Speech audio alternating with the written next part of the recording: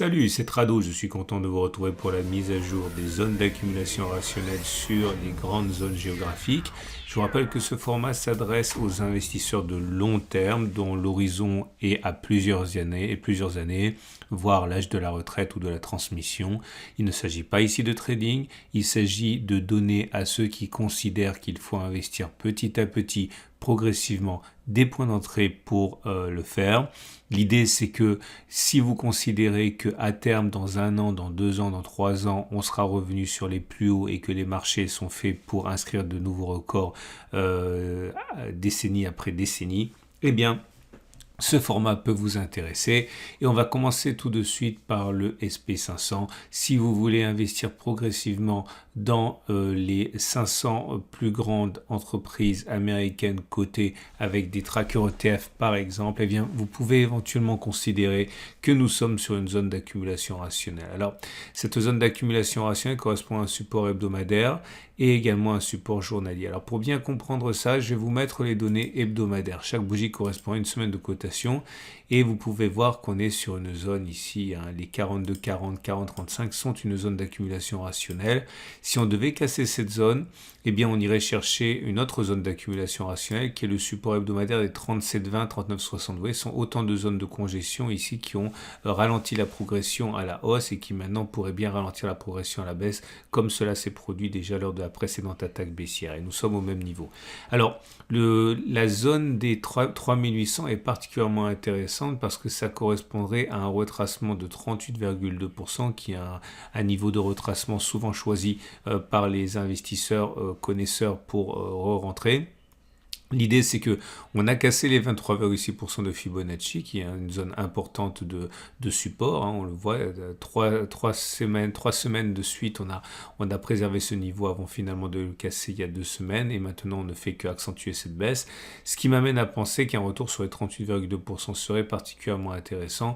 Et si l'on conjugue ça à la zone de support hebdomadaire 37,20, 39,60, il se pourrait bien qu'on ait une zone intéressante à exploiter pour les investisseurs de long terme qui voudraient investir progressivement. Ça correspondrait à une baisse de 7%. Alors je ne sais absolument pas si on va aller chercher ou pas à ce niveau, mais ce qui est certain, c'est qu'à titre personnel, je renforcerai si on y va. Je reviens sur les données journalières, une bougie égale une séance. Comme vous pouvez le voir, la tendance de long terme est baissière, on est en dessous de la M200. La tendance de fond est baissière, on est en dessous de la M50. Toute la baisse pourrait s'arrêter maintenant, pourquoi pas, c'est pourquoi beaucoup investissent et commencent à accumuler ou continuent d'accumuler sur ce niveau, mais sait-on jamais, en fait on ne sait jamais, et le support hebdomadaire suivant, et on l'a dit, les 3800 pourrait être le second point d'accumulation rationnelle au cas où celui-ci casserait. On regarde les bougies Akinashi rapidement et comme vous pouvez le voir, ce sont des bougies rouges, enfin une bougie rouge sans mèche haute, ça veut dire que c'est baissier et ça veut dire qu'il est plausible que la continuation baissière soit encore au rendez-vous. Et on passe à l'Eurostoxx 50. Si vous voulez avec un tracker, un ETF, investir dans les 50 plus grandes entreprises européennes cotées, vous voulez peut-être acheter et investir dans l'Eurostoxx 50.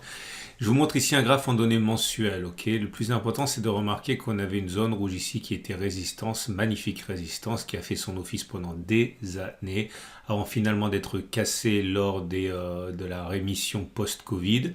Et on a eu un retour sur cette zone, c'est ce qu'on appelle un throwback. Et vous voyez que 3 mois consécutifs d'affilée, on a testé cette zone qui a donc changé de polarité de résistance en support une fois cassée, pour toujours clôturer au-delà, ou au moins à l'intérieur de la zone, mais pas en dessous. On a même été chercher le support mensuel suivant des 33,40, 34,40. Ce qui est intéressant à noter, c'est que, on ne l'a pas cassé lors des 3 mois précédents, et que là, actuellement, on est en dessous.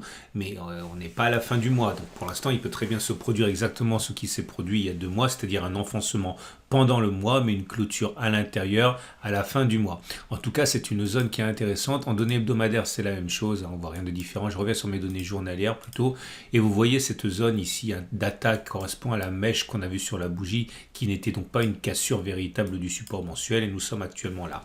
On est, je pense, dans une zone d'accumulation rationnelle parce qu'on peut tout à fait le préserver comme ce qui s'est passé ici. Prochaine zone d'accumulation rationnelle, cette zone de support 40, 33, 40. Je vous rappelle que tous les trackers ETF n'ont pas forcément les mêmes valeurs. Ce qu'il faut retenir surtout, c'est qu'on a des zones de support et elles correspondent en gros au-delà des prix de tel ou tel tracker ETF. En tout cas, on est sur zone d'accumulation rationnelle. Prochaine zone d'accumulation rationnelle, si on y va, ça voudrait dire descendre encore de 5% à 10% qui seront pour moi des zones d'accumulation rationnelle en haut et en bas de la zone.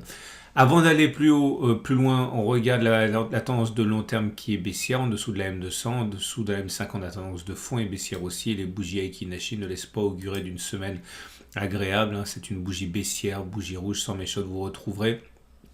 Le CAC 40 juste après ce zoom sur mon partenaire. Si vous cherchez un partenaire pour investir sur des trackers ETF avec un partenaire fiable, avec une grande qualité, une grande quantité de trackers disponibles, vous pouvez travailler avec mon sponsor qui est Trade Republic. Je vous rappelle que Trade Republic est un courtier allemand, donc régulé par un organisme extrêmement sélectif, encore plus sélectif dit-on que l'AMF, c'est la BaFin allemande. 1 million de clients, des milliards sous gestion et également la possibilité d'investir sur 8500 actions et trackers ETF dans le monde, notamment les plus prestigieux. Le CAC 40 est dans une situation comparable. La tendance de long terme est baissière, la tendance de fond est baissière car on est en dessous de la M200 et de la M50 qui descendent. On a de grandes chances d'aller solliciter le support mensuel des 6110-5800. Il a déjà été sollicité tout début mars. On y va à mon avis. C'est une zone assez large. Certains pourront décider d'investir en haut et en bas puisque finalement on a plus de 5% si ma mémoire est bonne, oui, quasiment 6% d'amplitude pour cette zone. Donc on peut envisager que certains achètent un peu de tracker en haut et un peu de tracker en bas, voire au milieu. La bougie Aiki-Nashi ne laisse pas pour l'instant planer de doute, c'est baissier, regardez c'est rouge, c'est long, il n'y a pas de mèche haute, bref, il y a peu de chances pour qu'on s'arrête en si bon chemin avant d'aller chercher le support mensuel des 6110-5800. Et si vous souhaitez maintenant investir sur le Nikkei, sur les 225 fleurons nippons, eh bien il faut savoir que la tendance de long terme est baissière, la tendance de fond est plutôt neutre parce qu'on est au contact de la M50 qui est plate. Il ne me semble pas que nous soyons sur une zone d'accumulation rationnelle. On a deux zones d'accumulation rationnelle intermédiaires ici, 26 300 et 25 800. Pour moi, ce sont des zones assez fragiles, mais je ne suis pas dans le secret des dieux, j'en sais rien. Mais clairement, entre moins 2% et moins 3% d'une part, et ensuite entre moins 3,5% et moins 5%, on a deux zones d'accumulation rationnelle. Je considère surtout que c'est un retour sur le support hebdomadaire des 25 150, 24 500 qui pourrait être intéressant, et puis bien sûr si on y va, le support mensuel des 24 150, 23 300 qui est je vous montre les données mensuelles. C'était cette zone superbe d'ancienne résistance qui a probablement changé de polarité en devenant support. Si on va au contact de cette zone, ça pourrait véritablement être une opportunité pour ceux qui croient au Nikkei. Je l'ai dit, la tendance est plutôt baissière globalement et les bougies Aiki-Nashi ne sont pas aussi mauvaises, j'ai envie de dire, que pour les autres indices parce que vous voyez, cette bougie rouge est assortie d'une mèche haute et d'une mèche basse. Donc, c'est pas aussi baissier que pour les indices qu'on a vus précédemment, mais ça reste absolument pas haussier pour autant. Je répète, on n'est pas sur zone d'accumulation rationnelle pour l'instant pour le Nikkei. À présent, si vous préférez investir ou en complément sur les économies émergentes, vous pouvez le faire avec une action de tracker ETF émergent. Nous sommes sur zone d'accumulation rationnelle, la même zone qui a été visitée déjà mi-mars et fin avril, la zone qui est en fait le plus bas de la correction actuelle. Les émergents ont vraiment du mal actuellement. La baisse depuis les plus hauts de février 2021 s'établit à 30%. Donc si vous pensez que c'est qu'une question de temps avant que les marchés émergents se remettent, eh bien vous avez une opportunité actuellement. On est sur zone d'accumulation rationnelle, les 1035, 964. On peut envisager que certains accumulent tout au long de la descente, puisque c'est une zone large qui fait 8%. Et puis très vite, il y aura une autre zone d'accumulation ici. Je vous montre les données hebdomadaires, c'est plus clair pour en comprendre la genèse. Et vous voyez, c'était des zones de congestion ici et là. Donc ce sont bien sûr des zones qui intéressent les investisseurs de long terme sans que l'on sache laquelle va tenir. Mais en tout cas, ceux qui veulent commencer à investir ont sans doute ici matière à réfléchir. Je vous rappelle que les valeurs n'ont pas beaucoup de sens. Ça dépend du tracker que vous utilisez. Mais le plus important à comprendre, c'est que nous sommes sur zone d'accumulation rationnelle. Et il est possible avec une action d'acheter et d'investir dans les plus grandes entreprises du monde. C'est ce qu'on appelle un tracker ETF monde. Et nous sommes sur zone d'accumulation rationnelle, le petit support intermédiaire des 404-400. Ici, on voit d'ailleurs qu'il a prévenu une continuation de la baisse cette semaine. Néanmoins, il semble plausible que l'on aille chercher une zone beaucoup plus intéressante, le support hebdomadaire des 394-390. Je vous montre les données hebdomadaires parce qu'on comprend mieux l'explication de ces zones. Vous voyez, cette zone de support hebdomadaire, c'est celle-ci, c'est celle qui a retenu la baisse des cours depuis 2021. On voit des mèches ici, ça veut dire qu'on a cassé en semaine, mais pas en fin de semaine. Et c'est pour ça que lorsqu'on regarde les données journalières, on a l'impression que cette zone a été cassée, mais en fait, elle ne l'a pas été en fin de semaine. Tendance de long terme et tendance de fond neutre, parce qu'on est en dessous de la M200 et de la M50, mais celle-ci monte encore. On l'aura compris, encore une baisse de 1,6 à 3% pour être dans cette zone d'accumulation rationnelle suivante. Les bougies Aiki-Nashi ne montrent pas de signe de retournement. Vous voyez, ce sont des bougies qui sont toujours rouges, mais surtout c'est une bougie sans mèche haute, donc ça veut dire que la baisse est encore plausible.